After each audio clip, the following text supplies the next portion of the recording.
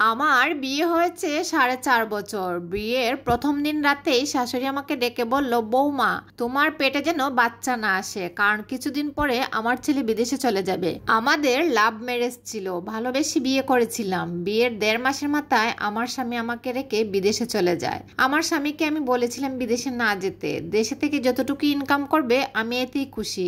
কিন্তু আমার শাশুড়ি বারবার বাধা দেয়। বিদেশে যাওয়ার আগে আমার স্বামী আমাকে বলে গেছে সে 1 বছরের মাথায় সে চলে আসবে, কিন্তু আজ 4.5 বছর আজ পর্যন্ত আমার স্বামী দেশে আসতে পারেনি। তার না আসার কারণ হলো তার মা, বাবা আর বোন। প্রথম বছর দেশে আসতে চাইলে তার মা বলে, তোর বোনের বিয়ে ঠিক হয়েছে, আগে ওর বিয়েটা দে। এই গ্রামের নিয়ম অনুযায়ী মেয়েকে যেদিন সকালে দেখতে আসে সেদিন বিকেলেই বিয়ে দিয়ে নিয়ে চলে যায়। আমার বিয়ের সময়ও এমন কাজই করেছে আমার শ্বশুর শাশুড়ি। আমার বাবার খুব ইচ্ছে ছিল আমাকে ধুমধাম করে বিয়ে দিবে, কিন্তু তারা গ্রামের বাজার থেকে সস্তা একটা কাপড় কিনে এনে আমাকে বিয়ে দিয়ে নিয়ে যায়। আমার বাবা কোনো ঝামেলাই করেনি, কারণ পুরো এলাকার মানুষ জানতো আমার বিয়ের কথা। একবার যদি আমার বিয়ে ভেঙে যায় তাহলে পুরো এলাকায় রটে যাবে যে মেয়েটা খারাপ ছিল। আমার শ্বশুর শাশুড়ির আসল রূপ আমি দেখতে পাই আমার ননদের বিয়ের বেলায়। তারা এখন সবই চিনে, মেহেদি আর্টিস্ট, ফটোগ্রাফার, ভিডিও, শপিং করা ঢাকা থেকে, এমনকি টুকিটাকি সব কিছুই।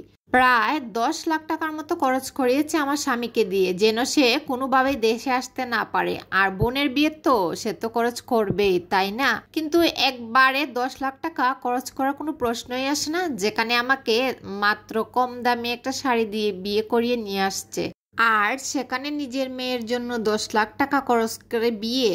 যাই হোক, বিয়ের কথা বাদই দিলাম। এর 2 বছর পর আমার স্বামী আবার দেশে আসতে চায়। আমার শ্বশুর শাশুড়ি অনেক তালবাহানা করে আমার স্বামীকে দেশে আসতে দেয়নি, কারণ আমার ননদের বাচ্চা হবে, তার বাসায় অনেক বড় অনুষ্ঠান করা হবে, আকিকা করবে, এই বলে আমার স্বামীর কাছ থেকে প্রায় 1 লাখ টাকা নেয়। আমি আমার স্বামীকে অনেকভাবে বুঝাইতে চাইছি যে সংসারে টাকা খরচ করবা, তবে হিসাব করে।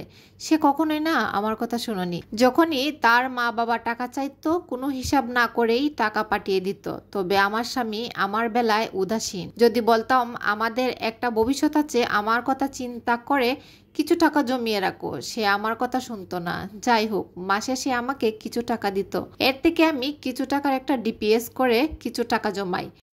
এই তো কিছুদিন আগে কুরবানির ঈদ গেল। আমার স্বামী চাইছিল সে ঈদের পরেই দেশে চলে আসবে, কিন্তু আমার শ্বশুর শাশুড়ি এখন বাড়ির কাজে হাত দিয়েছে। এখন যদি সে আসে তাহলে কি হবে, কিভাবে বাড়ির কাজ শেষ হবে? টাকার অনেক শর্ট পড়বে। বাড়ির কাজের অজুহাত দেখিয়ে এবারও আমার স্বামী আর দেশে আসলো না। আমার শাশুড়ি তার রুমে ডেকে নিয়ে আমাকে বলল, বৌমা এখন থেকে আমার ছেলের সঙ্গে কম কথা বলবা। তুমি যখনই কথা বলো তখনই আমার ছেলে দেশে আসতে চায়। তুমি রাতে কি বুঝাও তাকে? আমরা কি তোমাকে কষ্ট দেই নাকি খেতে দেই না? তোমাকে কম ভালোবাসি, অযত্নে রাখি? আমার শাশুড়ি আমাকে আরো বলে আমার শ্বশুর নাকি অনেক বছর বিদেশে ছিল, তাহলে সে এত বছর কিভাবে থেকেছে? কিন্তু এটা ঠিক, আমার শ্বশুর দীর্ঘদিন প্রবাস ছিল, কিন্তু উনি বিয়ের 8 বছর পর বিদেশে গিয়েছেন, আবারও 3 বছর পর দেশে এসেছেন, এসে 4 বছর থাকার পর আবারও অন্য দেশে চলে গেছেন। আমি তার কথা চুপচাপ শুনেছিলাম, আমি তাকে কিছুই বলিনি। আমার ভুলটা ভাঙে 5 দিন আগে। আমার ননদের হাজব্যান্ড সিলেটে পোস্টিং হয়েছে, তাই উনি অন্য জেলায় যাচ্ছে। উনি বলছে যে সবকিছু গুছিয়ে রাখতে, কয়েক মাস পরে সে আমার ননদকে নিয়ে যাবে, কিন্তু আমার ননদ কোনো মতেই তার স্বামীকে একা যেতে দিবে না যতক্ষণ পর্যন্ত তাকে সাথে নিয়ে না যায়।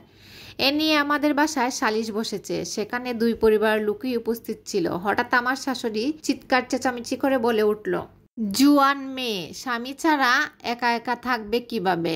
যদি জামাইয়ের সাথে আমার মেয়েকে না নিয়ে যায় তাহলে যেন আমার মেয়েকে বাড়িতে পাঠিয়ে দেয়।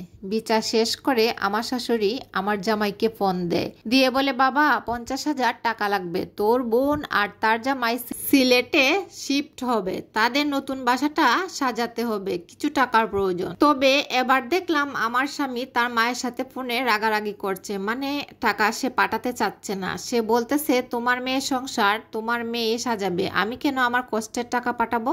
আমার শাশুড়িও টাকা না নিয়ে ছাড়বে না। অনেক জোরাজুরি করার পর হয়তো সে 20 থেকে 25 হাজার টাকা পাঠিয়েছিল। এ ব্যাপারে আমি আমার স্বামীর সাথে কোনো কথাই বলিনি। এসব দেখে আমি বুঝতে পারলাম আমার স্বামী আগামী আরও 5 বছরেও দেশে আসতে পারবে না। এরপর আমার স্বামীর সাথে আমি কোনো কথাই বলিনি। মনটা ভীষণ খারাপ ছিল। গতকাল সন্ধ্যায় আমাকে অনেকবার ফোন দিয়েছে। প্রথমে আমি ফোনটা রিসিভ করিনি। তারপর যখন ফোনটা রিসিভ করলাম তখন হাউমাউ করে সে কান্না শুরু করে দিল ওই পার থেকে। আসলে পুরুষ মানুষ তো প্রবাসে থাকে, সহজে কান্না করতে চায় না। তারপর ও বলে, এত বছর প্রবাসে আছি, আমার পরিবার কখনো আমাকে বলেই না বাবা একবারের জন্য দেশে আয়।